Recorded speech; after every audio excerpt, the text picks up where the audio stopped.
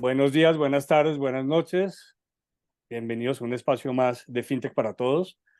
Hoy nos acompaña Jordi Pérez Rosselló, co-CEO y cofundador de Unax en España.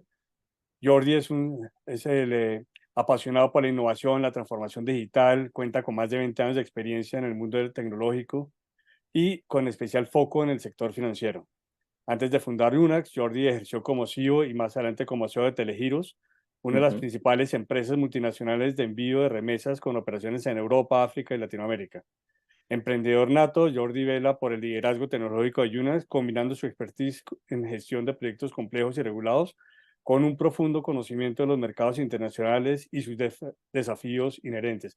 Pues Jordi, Dios mío, bienvenido a este espacio. Muchísimas, muchísimas gracias, Javier, por invitarme a tu espacio y poder compartir mi proyecto contigo y con tu público.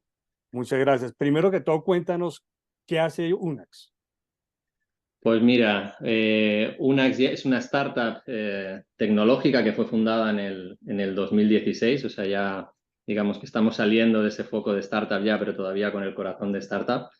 Y básicamente, como digo, somos una compañía tecnológica, o sea, de origen 100% tecnológico, y que lo que ofrecemos básicamente son servicios de Open Banking y Open Finance y también de servicio de dinero electrónico para que nuestros, en este caso, clientes o compañías puedan crear servicios financieros adaptados a las necesidades de los clientes. O sea, lo que ofrecemos es tecnología para que ellos puedan crear flujos nuevos realmente que puedan alinearse con las necesidades financieras de sus usuarios. Ahora que mencionas el tema de Open Finance y Open Banking, aquí en Colombia pues es una palabra, llamémoslo así, de moda, porque está saliendo la nueva norma, la nueva ley, la nueva regulación. Pero cuéntanos, ¿qué es el Open Banking, qué es el Open Finance y cuáles van a ser los retos en los que nos vamos a encontrar en países como Latinoamérica, que apenas estamos arrancando en esa etapa? Pues mira, nosotros lo estamos viviendo porque ya desde 2021 estamos empezando nuestra andadura por Latinoamérica, pero básicamente el Open Banking y Open Finance a nivel de definición es, así como el Open Banking es el acceso a lo que serían las cuentas bancarias o la información de las cuentas bancarias, precisamente para que un tercero pueda, en este caso con esta información, crear esos servicios que he comentado a antelación que nosotros ayudamos.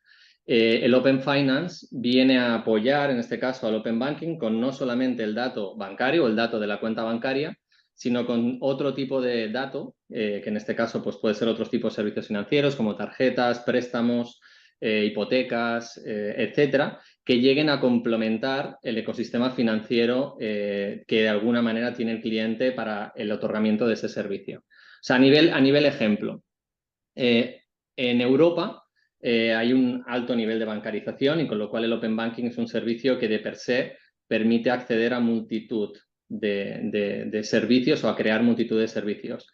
En el caso de Latinoamérica, como bien comentabas en los retos, uno de los principales retos precisamente es este, ¿no? Es decir, en Latinoamérica hay un alto nivel de no bancarización, con lo cual digamos que la información bancaria no es suficiente como para crear realmente productos financieros de calidad que permitan la inclusión financiera en estas zonas, ¿no? Porque muchos de ellos o no tienen cuentas o directamente no tienen ni siquiera un ecosistema financiero que permita dar un soporte para poder de alguna manera crearle productos a medida para estos clientes, ¿no? Y esto es un reto sobre todo para las compañías fintech que quieren dar servicios en Latinoamérica. Lo que viene a aportar en este caso UNAS con los servicios de Open Banking y Open Finance, es decir, al final nosotros ofrecemos esos servicios que están, como dices, están tan de moda, es precisamente esta capa de tecnología que permite acceder a todo ese ecosistema financiero o no financiero para que de alguna manera esas compañías puedan tener todos estos datos para poder construir estos servicios para ellos, ¿no?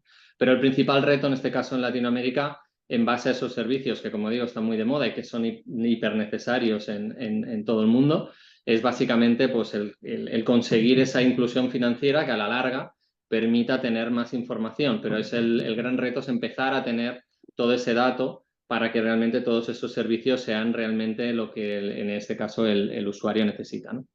Vale, y tecnológicamente hablando, o sea, aquí el primer reto grande que tienen empresas como la tuya es poderse vincular a todo el sector financiero a los distintos desarrollos que cada uno ha desarrollado en distintos programas, lenguajes, etcétera, para poder después generar esas APIs para terceras empresas, ¿se logran interconectar? Sí, es decir, nosotros precisamente es lo que aporta, en este caso a los, ya no al usuario, sino a la compañía, lo que nosotros aportamos es precisamente esa normalización de toda la tecnología, de todas estas conexiones, de todas estas fuentes, para que nuestros merchants con una única conexión o nuestros clientes con una única conexión tengan la capacidad de poderlo integrar de forma instantánea. Es decir, la integración de un servicio de Open Banking y Open Finance para las compañías es muy fácil. Estamos hablando de procesos de una semana de integración.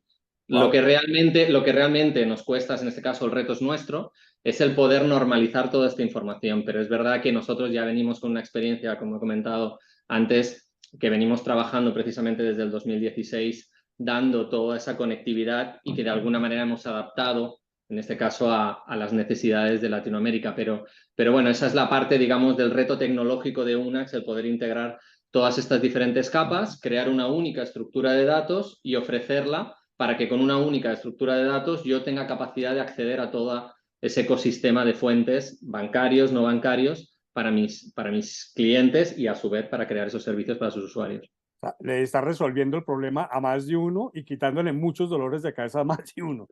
Correcto. Ahora que hablas de que estás ya en Latinoamérica, ¿en qué países ya estás haciendo presencia?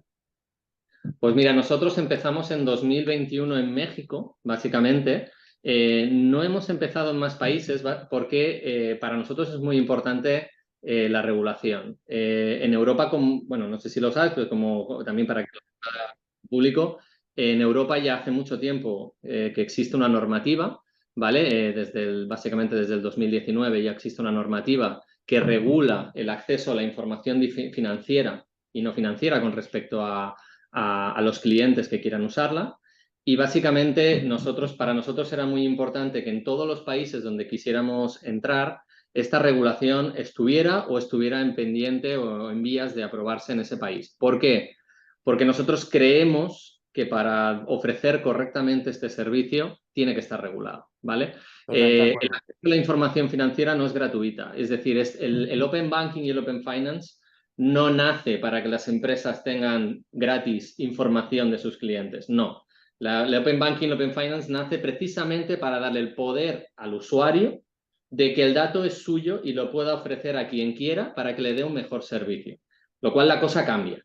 Entonces, para proteger realmente al usuario es necesaria una regulación, porque si no, digamos que dónde está el límite, ¿no?, del bien y del mal en cuanto a qué haces con ese dato, ¿no? Entonces nosotros siempre nacimos con una idea de modelo regulado, nos regulamos, o sea, que cuando la regulación estuvo vigente en Europa nos regulamos, creamos todas las certificaciones y todo lo necesario para adaptarnos a esa regulación. Y toda esta regulación, aunque no está todavía vigente en México, por ejemplo, la hemos trasladado como tal, esperando, lógicamente, y ahí sí que hicimos un análisis previo, que el país, en este caso, tomara un camino muy parecido al europeo, como parece ser, para podernos regular en el momento que exista una normativa sobre la que podernos aplicar. Pero para nosotros era muy importante que México tuviera ese camino y México estaba en esa vía y decidimos entrar allí prácticamente de una forma natural, ¿no? Qué bueno. ¿Y qué retos y qué barreras o qué facilidades tuviste o viste al entrar a México?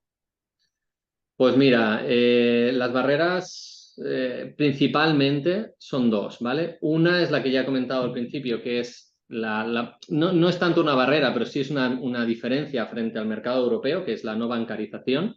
Y esa no bancarización nos obligó a cambiar el chip o cambiar el producto, pivotarlo hacia un modelo híbrido entre Open Banking, Open Finance y Open Data, ¿vale? Porque en México, en este caso en Latinoamérica, pero sobre todo en México, que es la experiencia que tenemos, esa no bancarización y en este caso no acceso ya no solo a bancos, sino a servicios financieros, hace que realmente para dar un servicio de calidad o tener un dato de calidad, lo tuviéramos que llegar a complementar con otros datos que ni siquiera a lo mejor fueran financieros.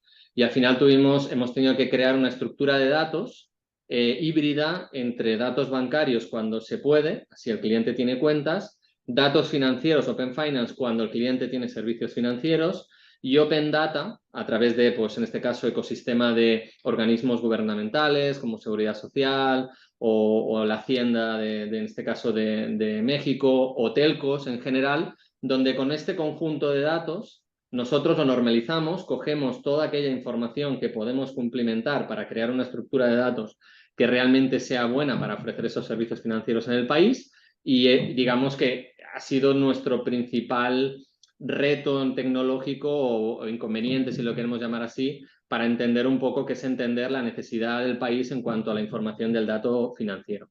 Y el otro, que en parte es bueno y malo, es precisamente que aunque fue el motivo por el cual decidimos ir allí, que era que México estaba bastante avanzado con el tema de la regulación en el propio país, la realidad ha sido que por diferentes temas, COVID, etcétera, la velocidad de aplicación pues no ha sido la esperada, ¿no? Entonces, eso sí que ha provocado una barrera porque en un ámbito donde no está regulado el acceso al dato, pues el darle seguridad al cliente es un reto, ¿no? Porque tienes que explicarle muy bien cómo lo haces, qué haces y sobre todo que estás protegiendo esa información para que el que la recibe no hará un mal uso, ¿no?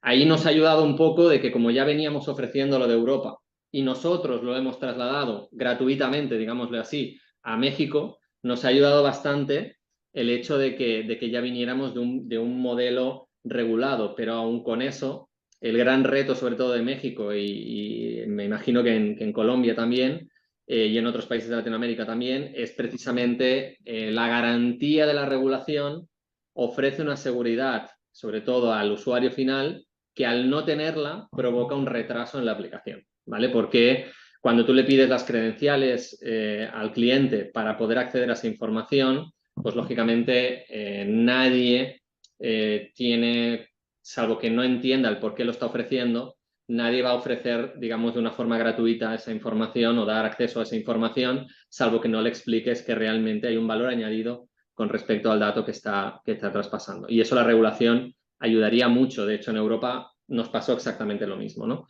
sea, antes de que la regulación existiera, estábamos en la misma situación que estamos en México. Cuando la regulación llegó, aceleró muchísimo el proceso de aplicación del Open Banking en Europa. Claro, porque además ahí cuando tienes ya la regulación se generan unos estándares mínimos Claro, claro. y eso ayuda a generar confianza y tranquilidad Bueno, tanto y en las evita empresas como en usuarios finales. Y evita barreras, sobre todo con compañías que quieran ser, en este caso, agregadores financieros, agregadores de datos financiero, que no quieran hacer las cosas bien, ¿no? Al final, como digo, el acceso a la información, pues todo poder tiene una responsabilidad, ¿no? Entonces tienes que tener en cuenta que el acceso al dato, como digo, no es gratuito y que siempre tiene que tener un objetivo cierto con respecto a ese dato. Y en eso somos bastante taxativos en UNAX, precisamente para evitar generar un mal entendimiento del uso del Open Banking, porque bueno, nos gusta en los países donde vamos evangelizar el modelo de la forma que tiene que ser y no de forma contraria. Que bueno, sí, porque además en países como el nuestro se enfrenta uno cotidianamente al fraude, a lo que llamamos el avivato, el vivo, que busca como generar ganancias donde no es y estafar a personas o empresas. Eh, Correcto.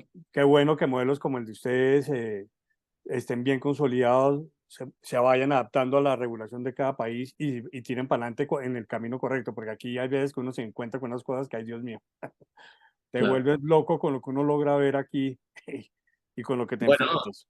es que al final el Open Banking, yo me acuerdo cuando empezamos en Europa, las empresas lo interpretaron al revés, ¿no? Es decir, nosotros tenemos muchos sectores financieros. Bueno, tuvimos dos inconvenientes en Europa. Uno fue la barrera con las entidades financieras, porque al final el gran problema que trajo el Open Banking es, sobre todo, decirle al banco que el dato no es tuyo, es del cliente. Y esto fue el principal inconveniente, que el banco lo veía como un gran activo, ¿no? Ese dato Claro. para poder incluso pues, ofrecerle todo el servicio. Cuando el banco se le dijo, oye, no, tienes que abrir tus puertas para que ese dato el cliente lo pueda compartir con terceros que quieran ofrecerle un servicio para mejorar la competitividad y sobre todo la calidad del servicio que se le está ofreciendo, lo primero fue pelear contra los bancos. Ahora son uno de nuestros principales clientes, pero principal en el inicio fue una barrera considerable. Esto en México, por ejemplo, no ha llegado a pasar del todo, pero lógicamente el mensaje que dan normalmente las entidades financieras con respecto al acceso al dato a veces choca con respecto al Open Banking, ¿no? Porque ellos están haciendo campañas, sobre todo para protección a fraude, no des tu información nunca, no des el acceso, o sea, vigila el dar tus credenciales o vigila esta información. Y esto choca con el objetivo principal del Open Banking, ¿no? Que es comparte tu dato para que te den un mejor servicio. Entonces ahí tiene que haber un equilibrio y yo creo, como digo, que la regulación ayuda a que todo esto se subsane, ¿no? Es decir, a que realmente haya una obligación, en este caso por parte de las entidades financieras, a abrir ese camino para que todo el mundo pueda acceder de forma directa. Todo el mundo que tenga la capacidad de acceder, corrijo, no todo el mundo que tenga la capacidad de acceder y que esté regulado para hacerlo. Y lógicamente que las empresas entiendan que ese dato, como he dicho antes, no es gratuito, que al principio se pensaba, ¿no? Que, ostras, qué guay, ¿no? O sea, una entidad de crédito, hostia, voy a empezar a leer, voy a poder leer hasta si va de vacaciones, ¿no? O si puede, porque claro, es verdad que en las tarjetas de crédito o en toda la información tienes un conjunto de datos en el cual puedes sacar muchísimas conclusiones. Eso es bueno para poder dar esa capacidad, pero volvemos a lo mismo, el Open Banking nace precisamente, o sea, el principal beneficiado del Open Banking tiene que ser el cliente. Lógicamente que la empresa gana con ello, pero la empresa gana que puede crear productos nuevos, puede crear un mejor encaje de servicios de los clientes, o sea, dejar de molestar a los clientes, que los bancos, por ejemplo, estaban ya cansados, los clientes de me llaman para ofrecer un seguro, me llaman para ofrecer un crédito que no sé ni siquiera si necesito, a saber cuándo lo necesitas, mejoras su educación financiera. Latinoamérica tiene un peso importantísimo en el Open Banking, porque al final no solamente ayudas a la inclusión, sino me ayudas a su mejor conocimiento de las finanzas, ¿no? A su mejor educación financiera, porque te permite tener visibilidad y además con esa información que le estás facilitando, te permiten darte un servicio realmente acorde a tu necesidad y no contratar pues, lo que pasaba antes, ¿no? Te llamaba el banco, oye, ¿quieres un seguro de vida? ¿Quieres un préstamo? ¿Quieres un tal? ¿Quieres igual? Oye, pero si no lo necesito, o necesito más, o necesito menos. Y al final evitas que al final todo esto luego se convierte en un problema para la compañía, porque se puede provocar en mora, se puede convertir en mora en un momento Claro. determinado porque al cliente le has ofrecido un producto que no tenía capacidad de devolver y al final no te acaba devolviendo y acabas teniendo un problema, ¿no? Por eso digo que al final el Open Banking y Open Finance es un win-win, claro, tanto para el usuario, que es el que tiene el valor, el activo para dárselo a quien quiera, y en este caso las compañías, sobre todo las fintech, que son las que mejor están interpretando el uso de ese dato, crear servicios de calidad, real time y sobre todo a un precio o digamos competitivo en cuanto a precio, que de alguna manera le das una ventaja competitiva en el mercado pues, con respecto al resto de compañías que ofrecen esos servicios, ¿no? Pues Jordi, muchas gracias por tu tiempo y por habernos unido. Yo creo que vamos a hacer un espacio más para seguir hablando de todo el tema de Open Banking y Open Finance, porque se nos van a venir aquí, sobre todo en países como Colombia, unos retos y muy pronto, apenas esté ya regulado y se sepa cuáles van a ser los estándares mínimos requeridos. Claro. Y se va a venir un trabajo impresionante para todas las empresas, tanto el sector financiero como empresas del ecosistema fintech y sobre todo lo que tú estabas diciendo, cómo hacer para educar correctamente al usuario final, porque es el gran beneficiado, pero también tiene que saber cómo enfrentar todos esos retos nuevos que se le van a venir, que van a ser maravillosos. Latinoamérica tiene un potencial enorme para el Open Banking. O sea, nuestro camino natural era ir a Latinoamérica y ya digo, México ha sido nuestro primer país. Ya estamos preparando la compañía para en 2024 lanzarnos nuestra andadura en Colombia y probablemente en ya 2024 con Colombia y México ya hagamos una estrategia ya un poquito más a nivel general hacia el resto de Latinoamérica, pero México y Colombia eran los dos países que nosotros teníamos como originarios por la similitud, como decía, en la regulación y por el conocimiento también del mercado, en este caso también nuestro, de otros proyectos, con lo cual sabíamos un poco las necesidades también en el mercado de estos proyectos. Pero para Latinoamérica, sin duda, el Open Banking es un reto importantísimo para el país y sobre todo porque hay un alto porcentaje de la sociedad en Latinoamérica que va a empezar a poder tener mayor capacidad de acceso a servicios financieros que hasta ahora, lógicamente, pues por diferentes temas, pues no tenían la capacidad de acceso. Y con este tipo de tecnologías van a aparecer multitud de compañías fintech que gracias a soluciones como la nuestra podrán dar servicio a este target de población que ahora mismo está abandonada, ¿no? Totalmente de acuerdo. Pues a todos los que nos están viendo, muchas gracias por acompañarnos. Jordi, te estaré invitando en otra oportunidad porque este tema me apasiona y hay mucho, mucho que contar todavía. O sea que nos estaremos viendo más seguido de lo que te imaginas. A Me todos, imagino. muchas gracias por estar Un acá con placer. nosotros.